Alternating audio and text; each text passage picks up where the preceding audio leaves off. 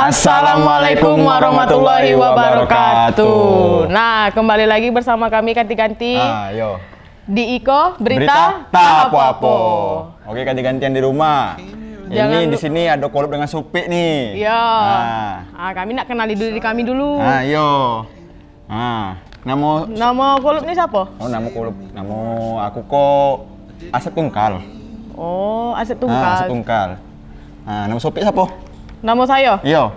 Nama saya Ai Geragai. Ai Geragai. Nah, apa? Ai, kita di sini mau baca berapa berita nih? Ada 9 kayaknya nih di sini. 9 berita. Iya. Benar 9 ya? Yang pasti menarik lah di Provinsi Jambi pokoknya. Oh iya, masih sekitar Provinsi Jambi lah kita ya. Nah, ganti-gantian di rumah. Tunggu apa lagi? Duduk santai di rumah. Ya, jangan lupa. Pokoknya nonton terus kami. Nonton pokoknya. kami terus. Ya. Oke, siapin kopi yo. Ya. Oke. Ya, ganti-ganti yo. Tetap bersama kami di Iko Berita Tak Apa-apa.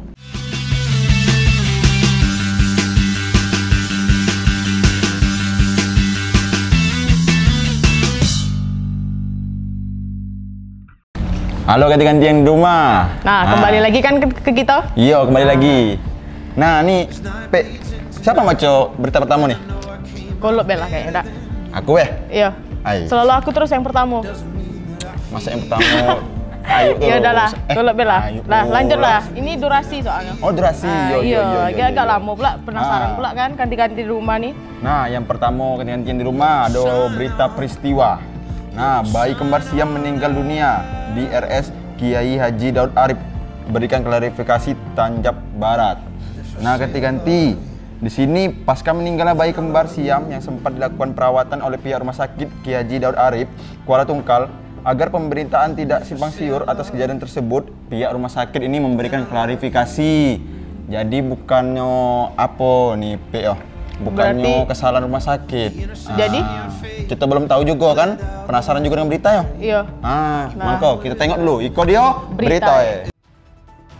Kamis 29 Februari lalu, salah satu pasien datang ke praktek dokter kandungan guna mengecek kondisi kesehatannya dikarenakan hamil, bahkan ingin melahirkan. Namun sayangnya setelah proses panjang hingga dilakukan perawatan oleh pihak rumah sakit Kiai Haji Daud Arif Kuala Tungkal, akhirnya bayi kembar tersebut tutup usia atau meninggal dunia pada Jumat sore. Guna meluruskan pemberitaan simpang siur kejadian sebenarnya terjadi, pihak rumah sakit Kiai Haji Daud Arif menggelar konferensi pers. Dihadirkan dokter terkait yang menangani pasien atau bayi kembar tersebut. Salah satu dokter praktek spesialis kandungan, Dr. Abdul Bahri mengatakan bahwa awal mula pasien yang ingin berobat di praktek dokter miliknya ketika datang dalam kondisi kesakitan atau ingin melahirkan, namun sempat dilakukan USG.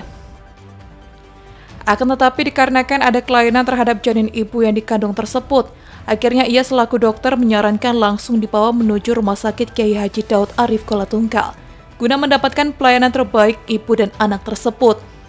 Sebab denyut jantung bayi lemah serta sangat beresiko jika dikeluarkan secara normal atau harus dilakukan operasi sesar. Dalam kesempatan yang sama, dokter spesialis anak Ida Yulandari menyebut jika pelayanan terbaik telah dilakukan terhadap bayi kembar Siam tersebut. Akan tetapi kondisi bayi tersebut sangat buruk atau tidak normal, maka sempat ingin dirujuk menuju rumah sakit di Jakarta. Dikarenakan terkendala biaya atau belum memiliki BPJS Kesehatan, maka akhirnya tetap bertahan di ruang perawatan khusus bayi hingga BPJS Kesehatan dapat digunakan. Hari Kamis sore sekitar maghrib datang ibu mau melahirkan bersama bapak saya ingat suami. Waktu itu jam maghrib, saya ingat maghrib saya sudah ada beberapa pasien, kebetulan ada seperti itulah. Kita lihat, saya langsung ke bawah. Kalau orang lahiran biasa perut bawah kan langsung. Saya langsung lihat ini ada masalah. Kok ada jantung besar berisi air, tapi ada kedip-kedip gambar jantung tuh kan. Saya lihat jantung kok ada di bawah. Saya tarik ke bawah, ada kok ada nampak kepala. Saya tarik ke atas, kok kepala ada di atas kanan, kiri atas ibu, tapi ada jantung ada di bawah. Terus saya lihat lagi, adakah kaki di bawah? Saya tidak begitu jelas melihat kaki di bawah, tapi saya lihat kaki di atas. Jadi saya waktu itu berkesimpulan, saya bilang ke asisten, ini letak lintang ini segera letak lintang nggak bisa lahir normal, kepala di atas, tapi saya langsung ini kelainan ini, kepala di atas, jantung di bawah kan jauh, kepala harusnya di sini, leher kan cuma dekat jaraknya kan, kok kepala sekian jauh jaraknya dengan jantung. Tapi karena ibu itu sakit-sakit, saya harus periksa dalam prosedur karena takutnya mau lahir di situ kan, kita tolong. Saya periksa dalam, saya melihat bukaannya ada istilah kita pembukaan aktif di atas 4, perkiraan saya sekitar 6. Kita jelaskan lagi, kemudian tetap kita lakukan tindakan untuk pertolongan bayinya, kemudian kita konsulkan ulang kepada anak dan kita rencanakan untuk CT scan untuk melihat adakah kemungkinan tindakan yang bisa kita lakukan untuk penanganan awal, misalnya untuk atresia ameba. Nah, saat itu kondisi bayi dengan berbagai macam kelainan termasuk kelainan jantung, sesak napasnya, awalnya kandungan oksigen di badannya bisa cukup stabil, kemudian mulai hari Sabtu siang kondisi bayi udah mulai makin turun, sesaknya makin memberat, bayi tampak biru. Sudah kita optimalkan untuk dukungan oksigennya, tetapi kondisi bayi terus menurun. Akhirnya setelah dilakukan tindakan, bayi meninggal pada tanggal 2 Maret 2024. Bayi pertama meninggal pukul 23.40, bayi kedua itu meninggal duluan 23.25. Sementara Dirut Rumah Sakit Kiai Haji Daud Arif Kolatungkal Sahala Simatupang menyebutkan, konferensi pers yang digelar bersama awak media liputan Tanjung Barat ini guna mendengarkan kronologi sesungguhnya terkait kejadian tersebut, sebab pelayanan yang dilakukan Rumah Sakit Kiai Haji Daud Arif sesuai SOP atau standar pelayanan. Terkait kendala yang dihadapi pasien tersebut merupakan warga kurang mampu dan tidak memiliki BPJS Kesehatan. Hal ini telah diatasi. Bahkan ibu dan bayi telah memiliki BPJS Kesehatan, sehingga ini dianggap miskomunikasi saja. Dan persoalan tersebut selesai serta diterima oleh keluarga pasien atau keluarga dari ibu dan anak. Yang matang. Salah satu contoh, kebetulan keluarga kemarin belum punya BPJS.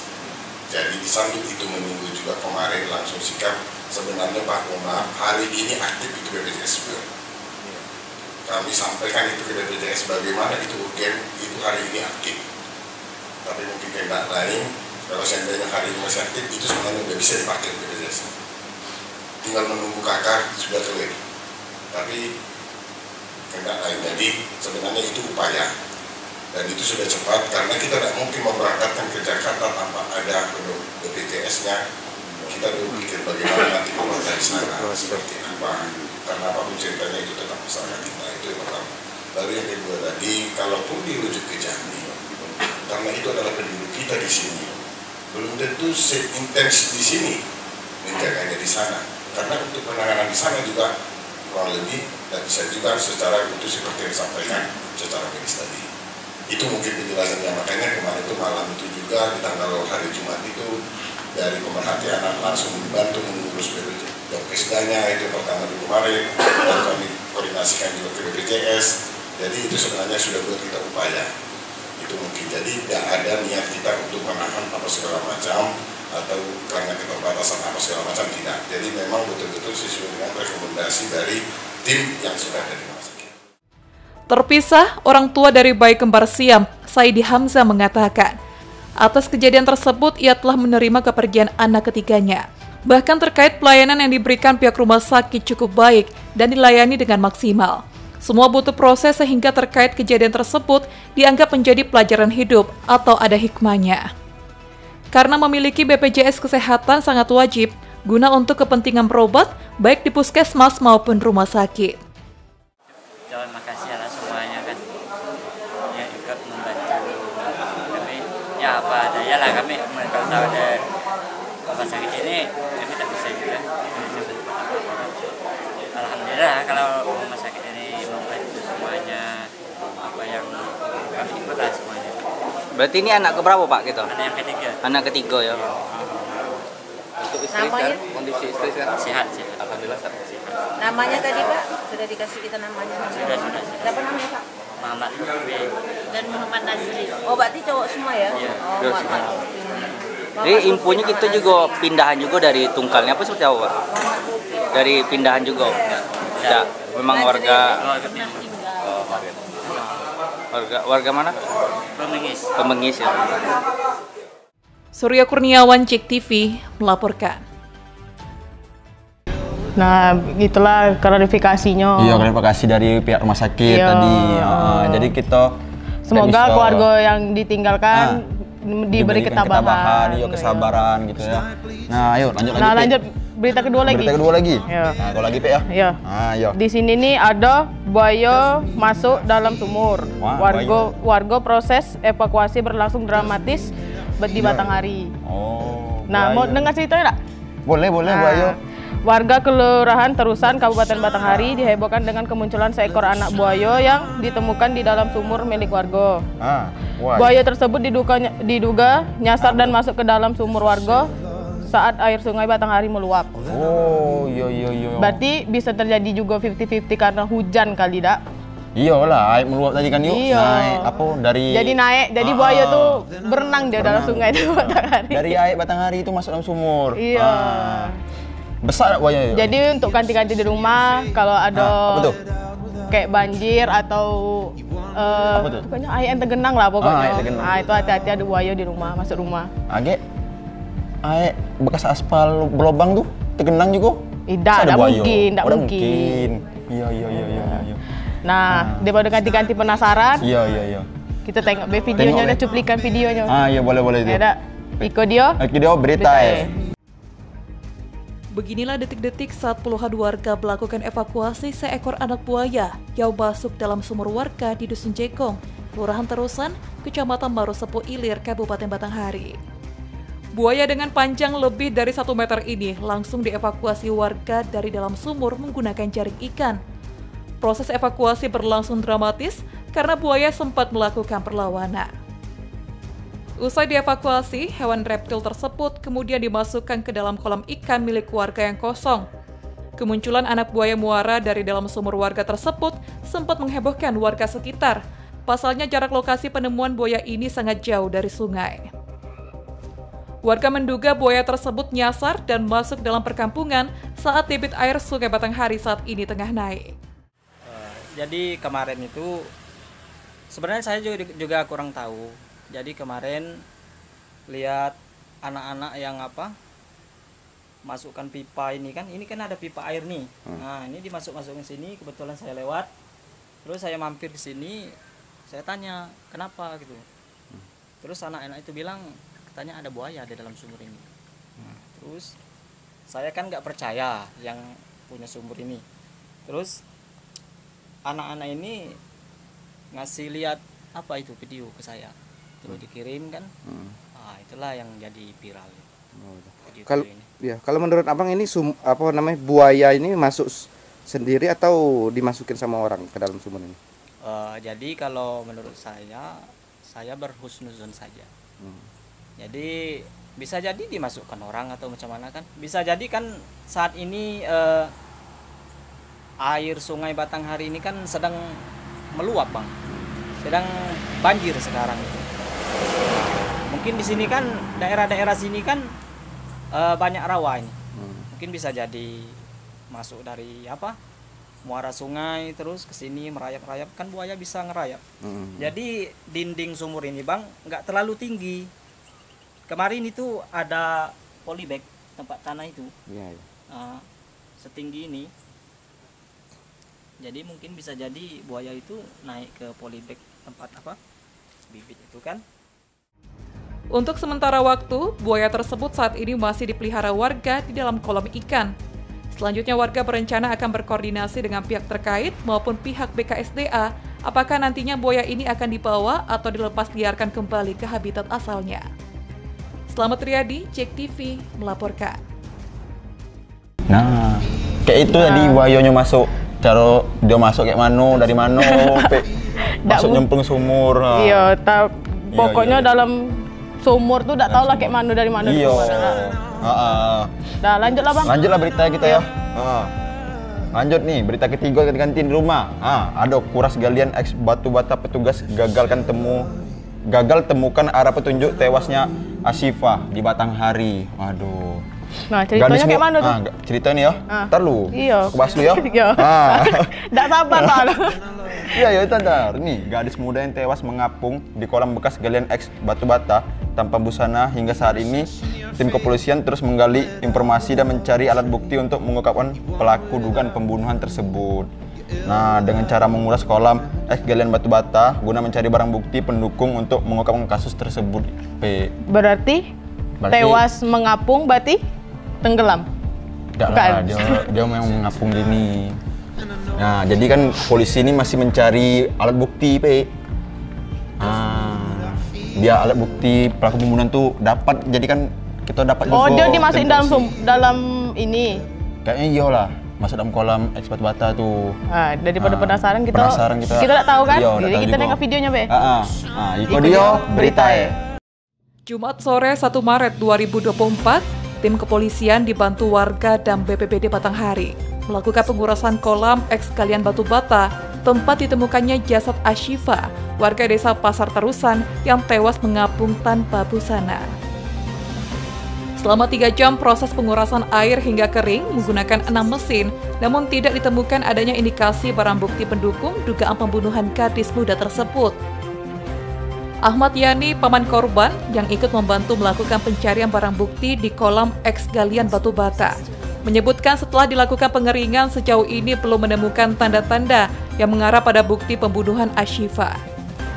Yani berharap warga dapat membantu memberikan informasi kepada kepolisian untuk mengungkap kasus tersebut. Barang bukti yang dari kemarin yang sampai sekarang nih belum tahu apa pelaku. Kami sudah mulai kolam.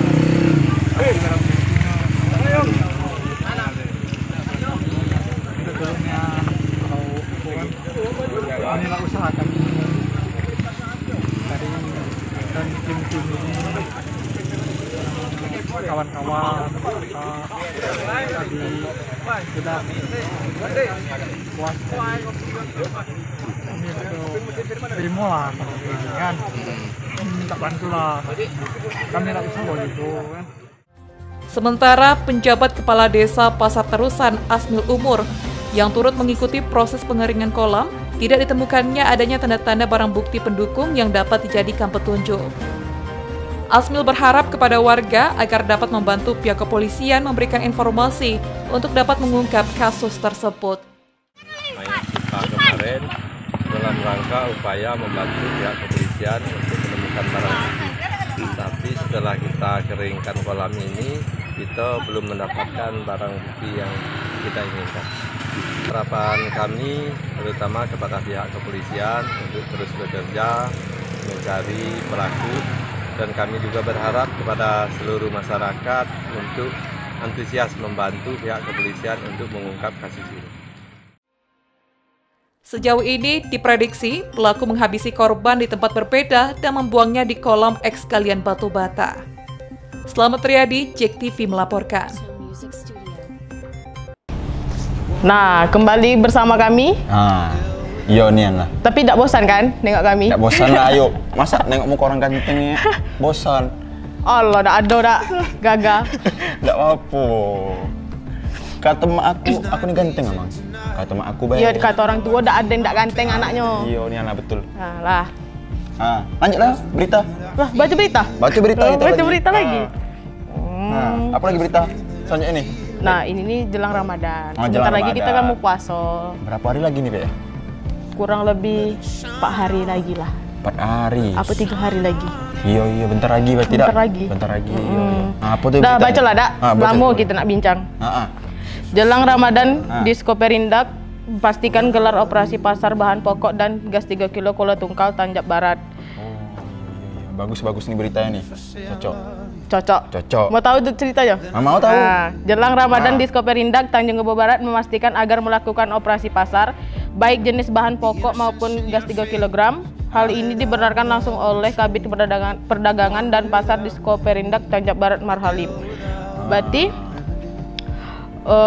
apa nih? Diskoperindak memastikan gas 3 kilo tuh pasti tersedia. Selama bulan puasa nih ya. Berarti harus ada, tidak boleh kekurangan. Iya betul. Ah, kita daripada penasaran, tengok dulu dak. Iya. Iko dia berita. Meski sejumlah harga kebutuhan bahan pokok mulai turun atau stabil, namun bukan berarti antisipasi sedini mungkin jika terjadi lonjakan tidak dilakukan pemerintah. Salah satunya tetap dilakukan operasi pasar kebutuhan pokok maupun gas 3 kg dengan harapan dapat meringankan beban masyarakat ketika menghadapi bulan suci Ramadan mendatang. Kabid Perdagangan dan Pasar Diskoperindak Tanjab Barat Marhali menjelaskan, operasi pasar dalam menyambut bulan suci Ramadan menjadi rutinitas agenda setiap tahunnya dan wajib dilakukan pemerintah kabupaten melalui Diskoperindak Tanjab Barat. Tidak dapat dipungkiri bahwa kenaikan sejumlah harga bahan pokok pasti terjadi. Sedangkan operasi pasar untuk gas 3 kg sebagai upaya tidak terjadi kelangkaan gas 3 kg di tengah masyarakat, terkhusus masyarakat di Kota Kuala Tungkal. Rencana di awal bulan Ramadan akan kita laksanakan operasi LPG 3 kg. Insyaallah kita bekerjasama dengan agen yang ada di Kabupaten Tanjab Barat. Kemudian begitu juga dengan kegiatan lain yang berkaitan dengan sembako ya. Sembako juga akan kita gandeng nanti pihak Bulog, kemudian pihak ketahanan pangan, kemudian kawan-kawan yang terkait dengan di dalam kegiatan proses pasarnya nanti. Insyaallah akan kita laksanakan. Meski demikian, Marhali menambahkan, dari pantauan dan monitoring, sejauh ini harga bahan pokok dan bahan sembako dipastikan aman dan tidak terjadi kelangkaan. Terkhusus di tingkat pedagang, bahkan sejak beberapa hari terakhir, harga sejumlah kebutuhan bahan pokok justru turun, terkhusus jenis cabai. Surya Kurniawan, JEK TV, melaporkan. Nah, itulah video cuplikannya. Iya. Udah pasti nengok kan? Udah nengok. Jadi alhamdulillah dah untuk Kuala Tungkal nih. Jadi gas terjamin di Superindak 3 kilo pula tuh ya. Jadi kita nak mesti ke Tungkal beli gas. Wah, enggak perlu lah yuk, jauh nih. Jauh nih. Enggak bisa nih kan. Ya. Tapi alhamdulillah lah selama belum puasa tersedia. Iya. Nah, materi selanjutnya apa lagi nih? Berita selanjutnya. Materi apa berita? Berita. Ini buat berita nih bukan materi. Nengok ini tadi. Oh, nengok ini.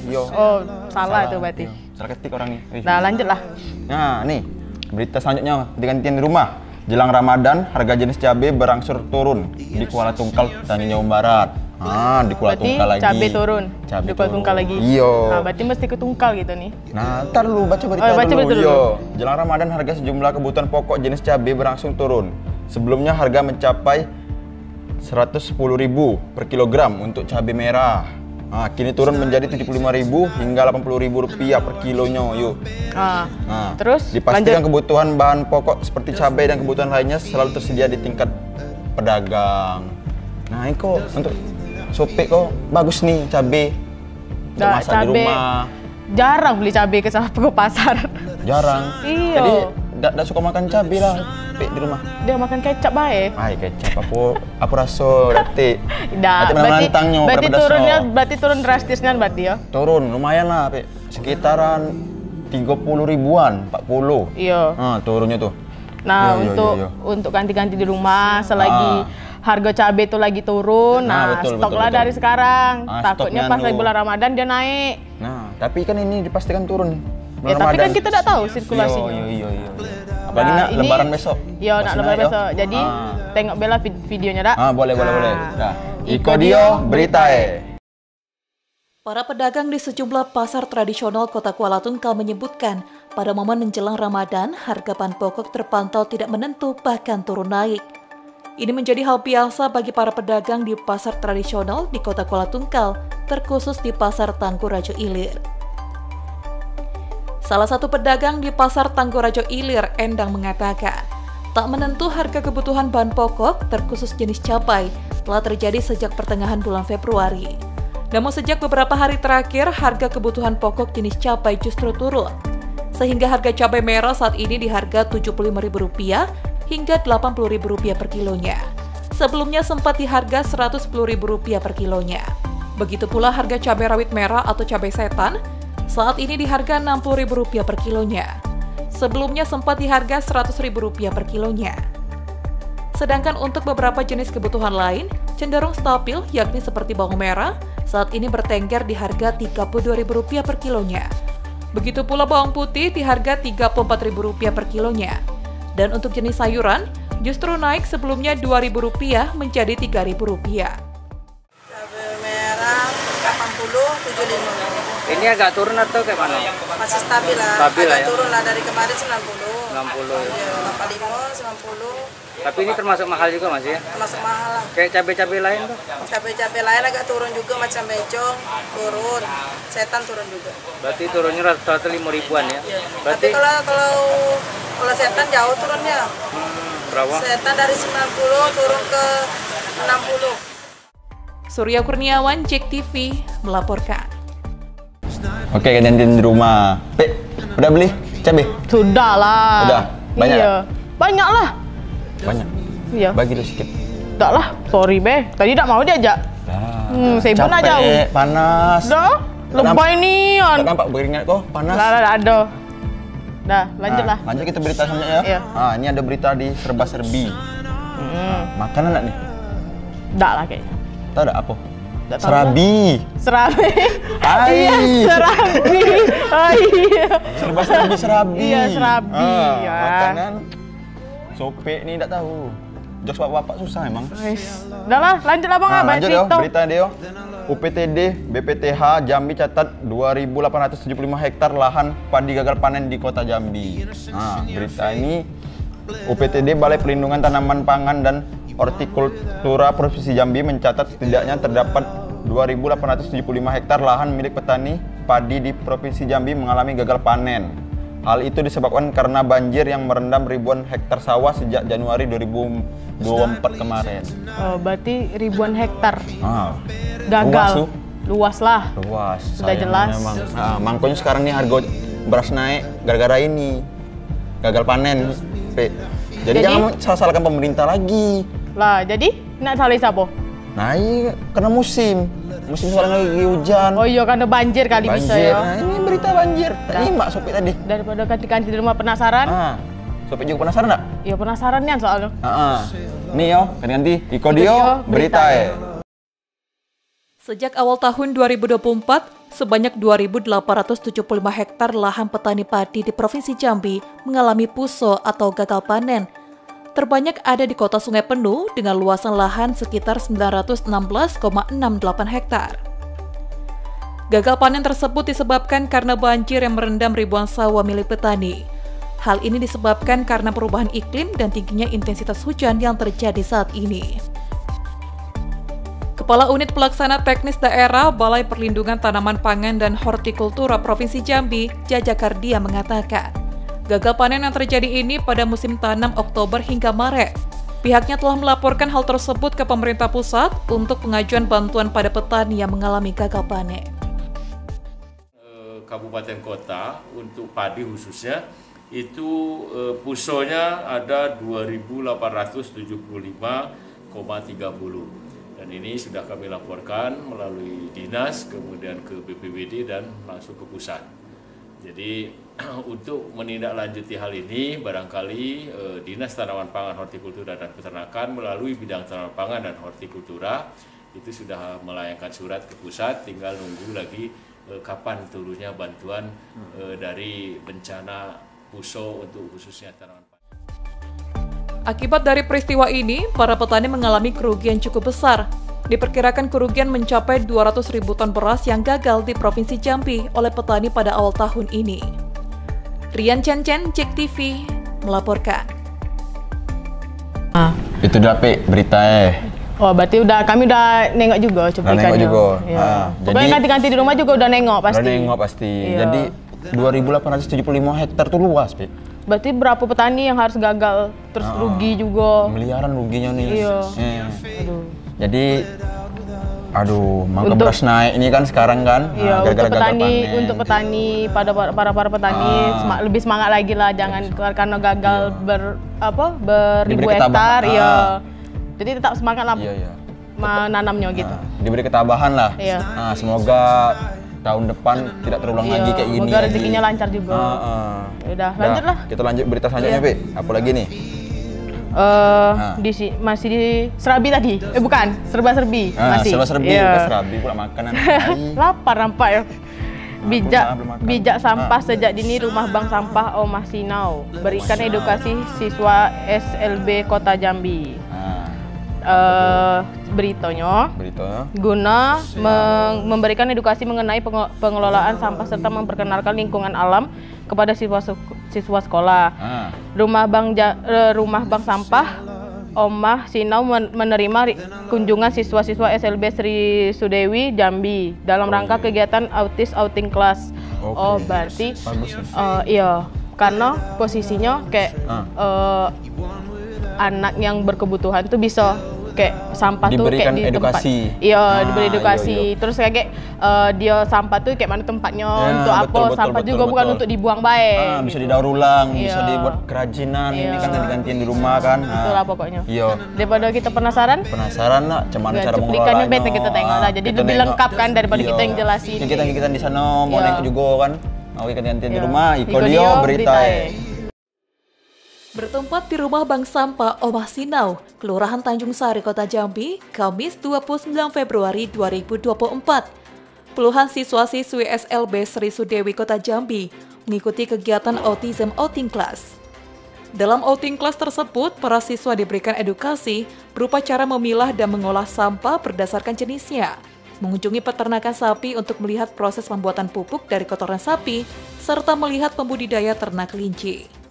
Dikatakan Sumi, pengelolaan Omah Sinau, kegiatan ini merupakan program bijak sampai sejak dini, di mana program ini bertujuan untuk memberikan edukasi mengenai pengolahan sampah, mulai dari jenjang pendidikan taman kanak-kanak hingga jenjang menengah atas. Ya, jadi program ini bertajuk Jasa SD, jadi merupakan program bijak sampah sejak dini. Ini merupakan edukasi tentang pengelolaan sampah, baik untuk anak dari tingkat TK, SD, SMP, dan juga SMA, bahkan sebenarnya untuk siapapun tanpa memandang umur, jenis kelamin, dan juga aspek apapun, sehingga orang-orang yang belum terpapar ini mereka memahami bagaimana cara mengolah dan memilah sampah dengan tepat sesuai dengan jenis dan juga kelompoknya masing-masing. Dan juga program ini merupakan program yang kesekian. Ini merupakan kunjungan kali ini dari Sekolah Luar Biasa Sri Sudewi. Dan program ini ada berbagai macam kegiatan. Jadi hari ini kita melakukan kegiatan mulai dari games, kemudian ada tepuk tangan sampah, pemilahan sampah, dan juga ada lomba mewarnai yang dasari dari bahan daur ulang. Dan juga untuk mengeksplor alam sekitar, mengenalkan anak-anak tentang lingkungan. Kita juga tadi ada kunjungan untuk ke peternakan sapi dan juga peternakan kelinci, bagaimana mereka memahami, kemudian kotorannya kita gunakan untuk sebagai pupuk alami, sehingga itu memberikan kesuburan bagi tanaman, dan juga ada beberapa kegiatan-kegiatan lainnya.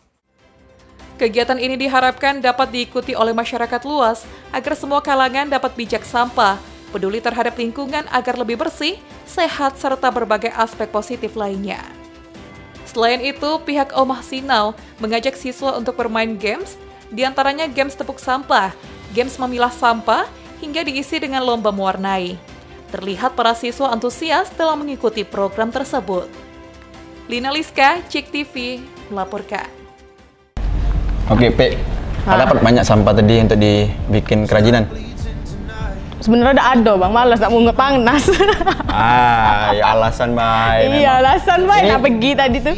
Dah memang ini ganti orangnya ganti-ganti. Dah ada lah sebenarnya, cuma 2. Mau bikin apa tuh? Tak tahu lah. Bikin pot. Pot tak bisa. Pot dari plastik bisa. Aku gelas tuh nah. Oh iya. Dah lah, lanjutlah berita. Lama nih kita. Ya, padek kan. Kita lanjut lagi berita nih ya.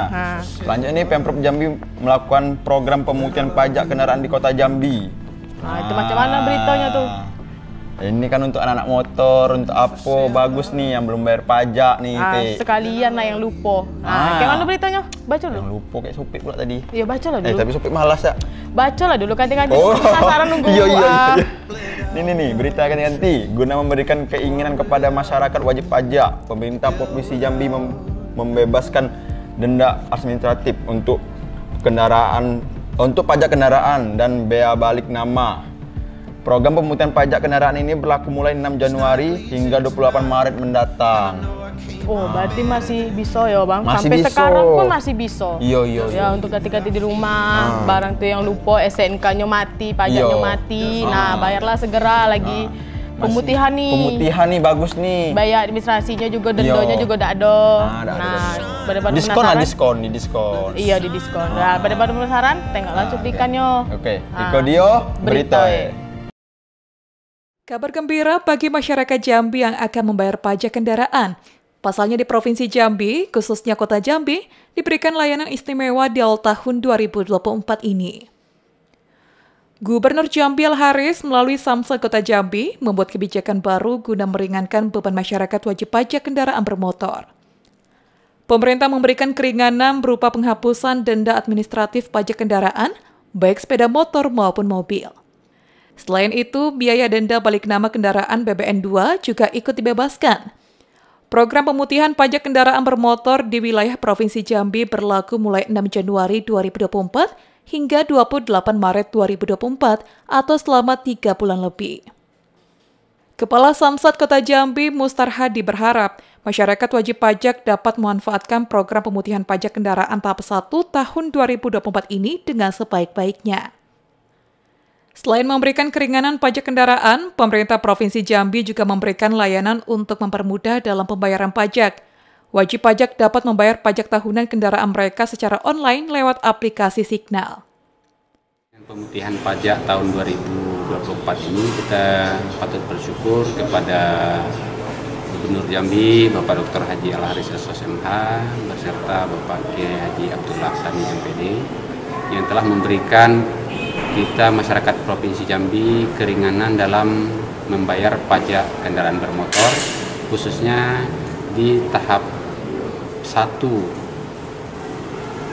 tahun 2024 yang diprogramkan mulai tanggal 6 Januari sampai tanggal 28 Maret 2024. Dan kita sebagai petugas di Samsat menghimbau kepada seluruh masyarakat Provinsi Jambi, khususnya masyarakat Kota Jambi, mari kita memanfaatkan program pemutihan ini yang diberikan oleh Pak Gubernur kepada kita, kesempatan keringanan dalam membayar pajak, kita manfaatkan betul agar kita bisa membangun daerah kita, berkontribusi terhadap pembangunan di wilayah Kota Jambi dan Provinsi Jambi pada umumnya.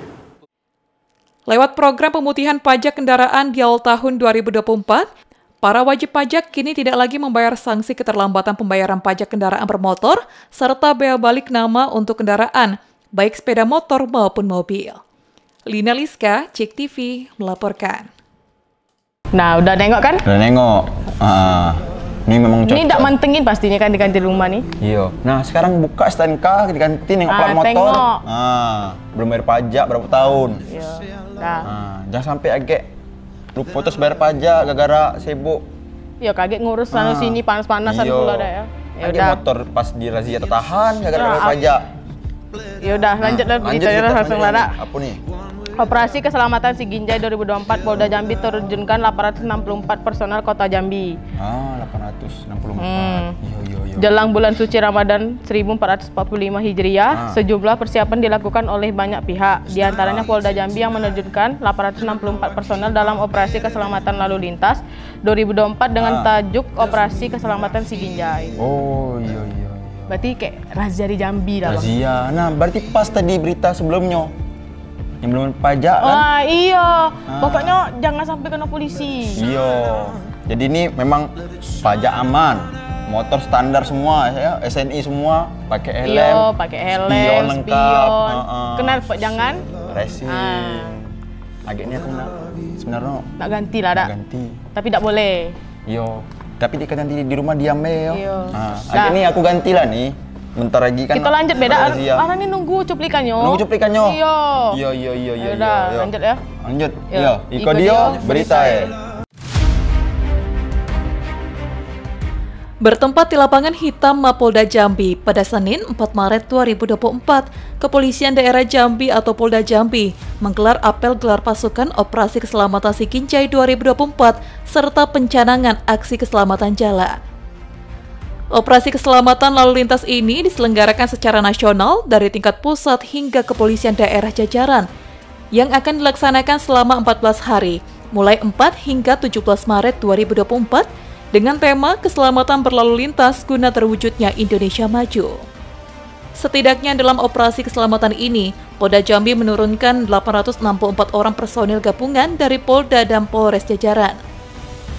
Kapolda Jambi Irjen Pol Rusti Hartono saat diwawancarai menyebutkan operasi keselamatan Sikinjai 2024 ini dilaksanakan dengan mengedepankan preventif dan preemptif guna meningkatkan pelayanan prima kepolisian kepada masyarakat. Menurutnya ini juga dilakukan karena menjelang bulan suci Ramadan, karena hikmatnya Ramadan juga ditentukan oleh kondisi lalu lintas, tertib dan suasana yang kondusif.